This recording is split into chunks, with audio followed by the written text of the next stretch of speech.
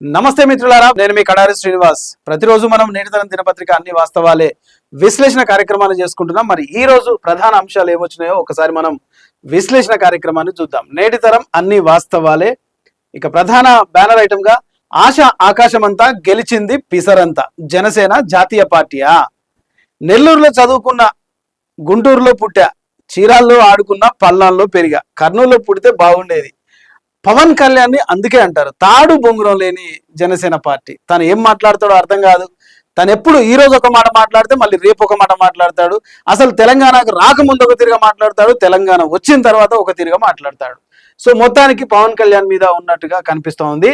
ఇక కులాలు వద్దంటాడు, కాపు కులం గెలిపిస్తే గెలుస్తా అంటాడు. బీజేపీ అంటే హిందీ మాట్లాడుకునే వారి పార్టీ అని ఒకప్పుడు అన్న ఈ పెద్ద మనిషి ఉత్తరాది ఆధిపత్యం అంగీకరించను అంటాడు. మళ్ళా తర్వాత ప్రత్యేక హోదా ఎందుకు ఇవ్వరు, ప్రత్యేక ప్యాకేజ్ పేరుతో మోసం చేశారు, తెలంగాణ విడిపోవడం నచ్చలేదు, అన్నం మానేశాను. ఈయన అన్న మాటలు అన్నట్టు ఇవన్నీ.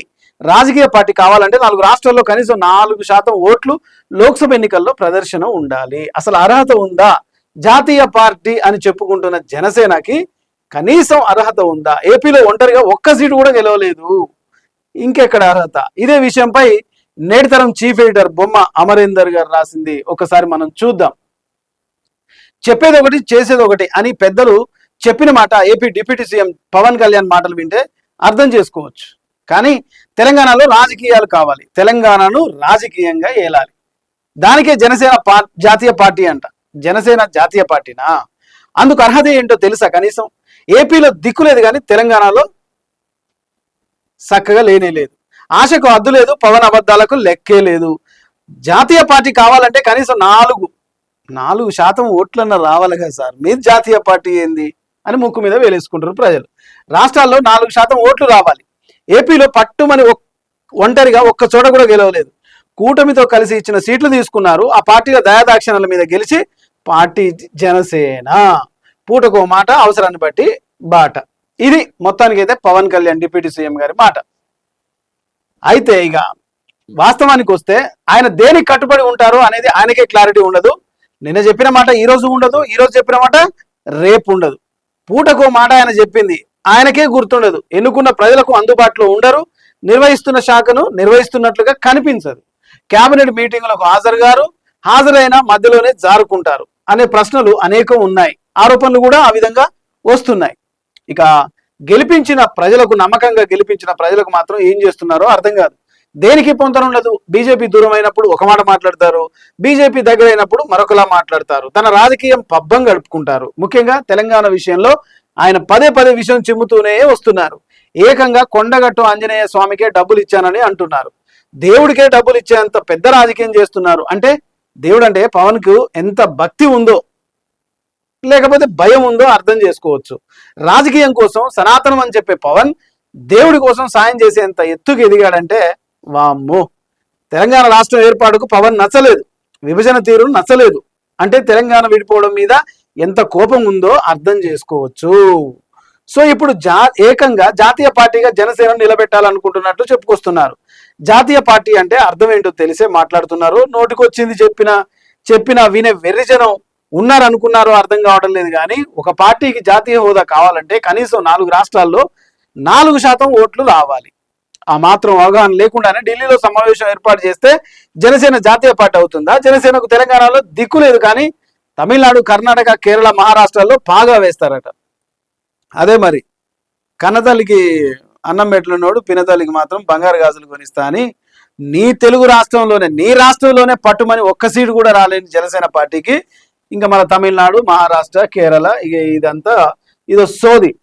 అసలు జాతీయ పార్టీ కావాలంటే మినిమం 4% 4 రాష్ట్రాల్లో ఓట్లు రావాలి.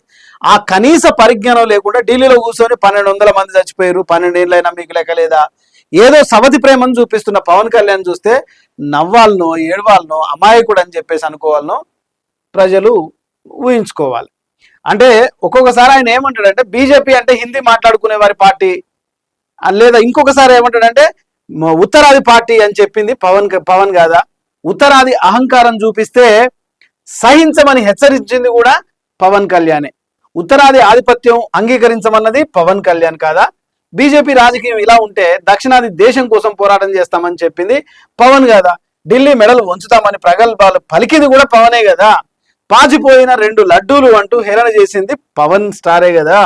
ప్రత్యేక హోదాకు ఎందుకు ఇవ్వరు అని ప్రశ్నించింది పవన్ కాదా. ప్రత్యేక ప్యాకేజీ పేరుతో మోసం చేశారని నిలదీసింది పవన్ కాదా. మరి ఇప్పుడు ఆ ప్యాకేజీ గురించి మాట్లాడే దమ్ము పవన్ కళ్యాణ్కు ఉందా?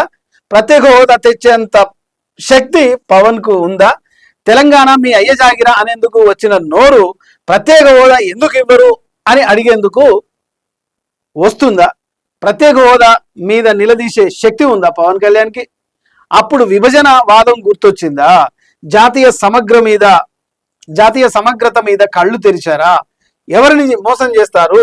పూట పూటకు మాటకు అబద్ధాలేనా? గతంలో చెప్పిన మాటలు జనం మర్చిపోయారా? గత ఎన్నికల్లో ఒంటరిగా పోటీ చేస్తే గెలిచారా? ఎక్కడికి వెళ్తే అక్కడ జనాలను అడ్డుకునేందుకు పవన్ ఆడిన అబద్ధాలు జనానికి గుర్తులేదా?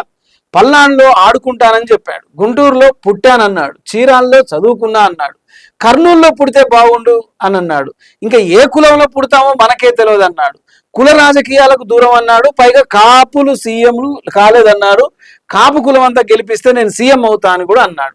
ఇన్ని అబద్ధాలు, ఇన్ని మాటలు, ఇన్ని అబద్ధపు మాటలు మాట్లాడుతుంటే ప్రజలు ఆయన్ని ఏ విధంగా అర్థం చేసుకుంటారో ఒక్కసారి ఆలోచించాలి.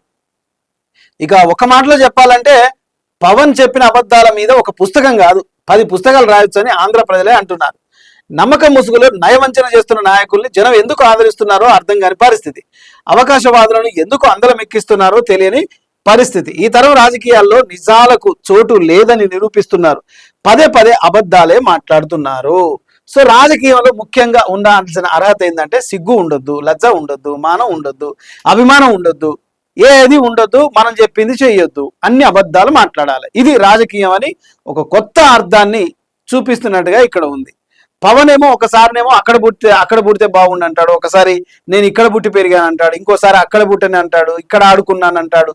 అంటే ఏ ప్లేస్కు పోతే ఆ ప్లేస్కి అన్వయించుకొని మాట్లాడతాడు. తెలంగాణకు వస్తే మాత్రం తెలంగాణ అంటే నాకు మంచి గౌరవం. గౌరవం అంటే ఏంది? గౌరవానికి అర్థం ఏంది? గౌరవానికి అర్థాలు కూడా తెలియని పరిస్థితి. రాజకీయాలకు వచ్చినాక పూర్తిగా తన వ్యక్తిత్వాన్ని కూడా పాడు చేసుకుంటున్నట్టుగా కనిపిస్తోంది.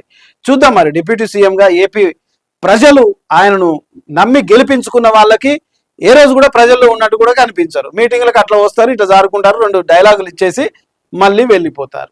సో మొత్తానికి పూటకో మాట, అవసరానికి బట్టి ఒక బాట. బీజేపీ అంటే హిందీ మాట్లాడుకునే వారి పార్టీ అంటాడు, మళ్ళా ఉత్తరాధిపత్యం మనం ఖండిద్దాం అని చెప్పేసి మళ్ళీ ఉత్తరాది మీద కూర్చున్నాడు.